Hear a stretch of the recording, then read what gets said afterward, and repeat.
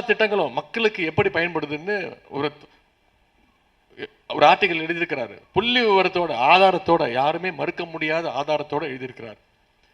அது மட்டும் இல்ல, பாசிச பாஜக அரசினுடைய முகத்திரையை கிழிக்கின்ற கட்டுரைகளை ரொம்ப அழகா ஆழமா எழுதியிருக்கிறார்.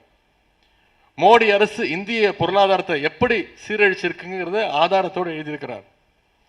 நாட்டினுடைய பாதுகாப்பு விஷயத்துல ஒன்றிய பாஜக அரசு எப்படிலாம் கோட்டை விட்டுருக்குங்கிறதையும் ஒரு தனி கட்டுரையாகவே எழுதியிருக்கிறார். இப்படி உள்ளூர் அரசியலிருந்து உலக அரசியல் வரைக்கும் இந்த நூல் பேசுகின்றது.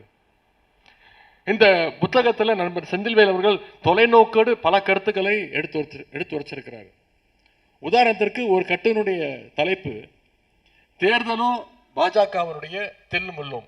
இதுதான் அந்த கட்டுரையினுடைய தலைப்பு. இது அவர் எழுதினது 2024 முரசொலியில் வந்திருக்கு.